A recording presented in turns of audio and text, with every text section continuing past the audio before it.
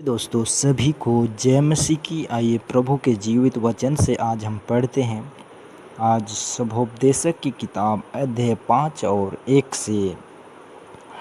जब तू परमेश्वर के भवन में जाए तब सावधानी से चलना, सुनने के लिए समीप जाना मूर्खों के बलिदान चढ़ाने से उत्तम है, क्योंकि वे नहीं जानते कि बुरा करते हैं।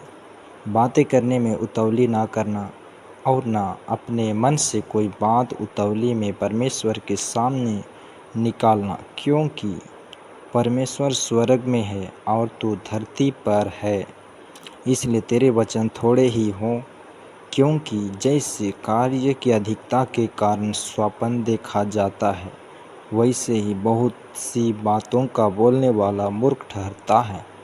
जब तू परमेश्वर के लिए मन्नत माने तब उसके पूरा करने में विलम्ब न करना, क्योंकि वह मूर्खों से प्रसन्न नहीं होता। जो मन्नत तूने मानी हो उसे पूरी करना। मन्नत मानकर पूरी न करने से मन्नत का न मानना ही अच्छा है। कोई वचन कहकर अपने को पाप में न फंसाना और न ईश्वर के दूत के सामने कहना कि यह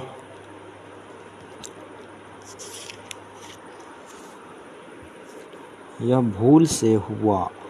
परमेश्वर क्यों तेरा बोल सुनकर अप्रसन्न हो और तेरे हाथ के कार्यों को नष्ट करे, क्योंकि स्वप्नों की अधिकता से व्यर्थ बातों की बहुतायत होती है, परंतु तू परमेश्वर का भय मानना। हालेलुया। आगे वचन को सुनिए।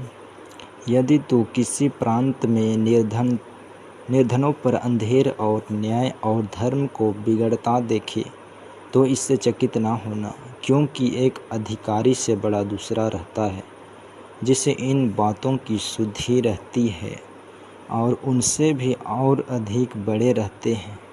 भूमि की उपज सबके लिए है, वरन खेती से राजा का भी काम निकलता है। जो रुपये से प्रीति रखता है वह रुपये से तृप्त ना होगा, और न जो बहुत धन से प्रीति रखता है वह रखता है लाभ से, यह भी व्यर्थ है। जब संपत्ति बढ़ती है तो उसके खाने वाले भी बढ़ते हैं, तब उसके स्वामी को इसे छोड़ और क्या लाभ होता है कि उस संपत्ति को अपनी आँखों से देखे।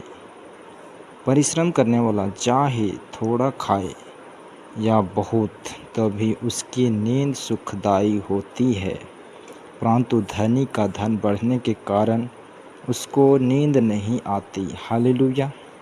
आगे वचन को सुनिए।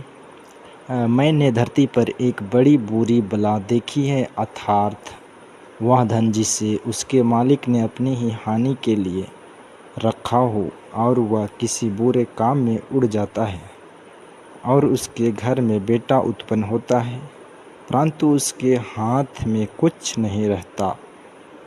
जैसा वह माँ के पेट से निकला वैसा ही लौट जाएगा, नंगा ही जैसा आया था, और अपने परिश्रम के बदले कुछ भी ना पाएगा जिससे वह अपने हाथ में ले जा सके। यह भी एक बड़ी बला है कि जैसा वह आया ठीक वैसा ही वह जाएगा। उसे उस व्यर्थ परिश्रम से और क्या लाभ है, केवल इसके कि उसने जीवन भर बेचैनी से भोजन किया और वह बहुत ही दुखित और रोगी रहा और क्रोध भी करता रहा।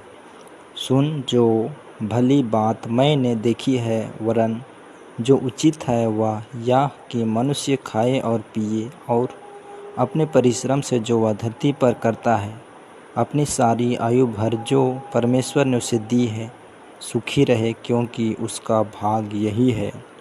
वरन हर एक मनुष्य जिसे परमेश्वर ने धन संपत्ति दी हो और उनसे आनंद भोगने और उसमें से अपना भाग लेने और परिश्रम करते हुए आनंद करने की शक्ति भी दी हो, यह परमेश्वर का वरदान है। हालेलुया।